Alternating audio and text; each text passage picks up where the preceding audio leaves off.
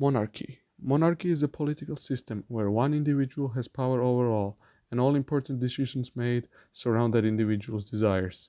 This individual is a monarch, and is most widely regarded to as a king, queen, or an emperor.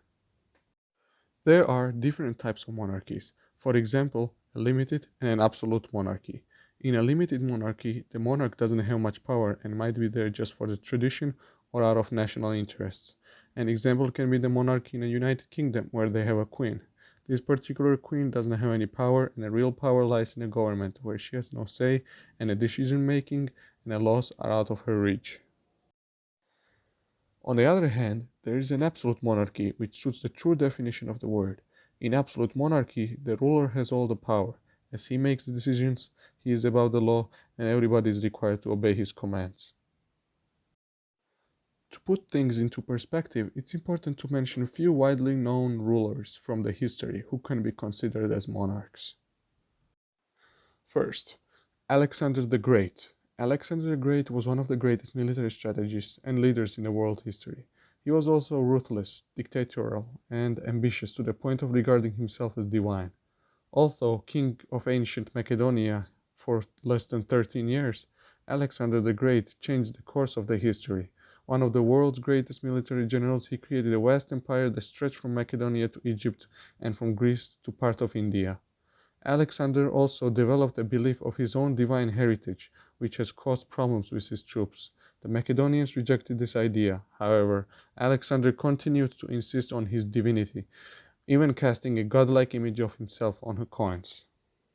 Another widely known ruler in the history is Chinggis Khan, a Mongol leader. Chinggis Khan rose from humble beginnings to establish the largest land empire in history.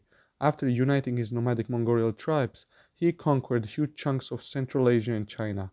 His descendants expanded the empire even further, advancing to such far-off places as Poland, Vietnam, Syria, and Korea. At their peak, the Mongols controlled between 11 and 12 million contiguous square miles, an area about the size of Africa. The last example is Augustus. Augustus, the first emperor of the Roman Empire, ruled from 27 BC to 14 AD. He transformed Rome from a republic to an empire. He annexed new territories such as Egypt, part of Spain, areas of Central Europe, and even lands in the Middle East, expanding the territory of Roman Empire massively. He laid the foundation of an empire that lasted for nearly 1,500 years, and historians regard him as an effective but controversial leader. As these are some of the most extreme and widely known leaders for their achievements, there have been thousands of other kings, queens, and emperors, and other divine rulers whose regime can also be considered as monarchy. In monarchy, people usually rise up to become the rulers through inheritance, which is passed down through the generations. In other examples, people rise up into absolute power by using violence and military. One might wonder what is life like in monarchy and if there is any justice.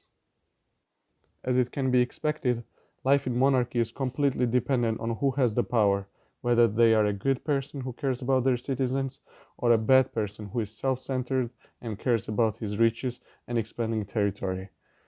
The monarch can do whatever he desires, therefore his word is the justice, and the citizens will have to endure it. If the ruler decides to take your house or your belongings, your family or your life, he will be able to do it, and you as an ordinary citizen won't be able to resist. Therefore, living in monarchy does not mean it will necessarily be bad, but there is no limit as how bad it can get, and there is no way you can seek justice.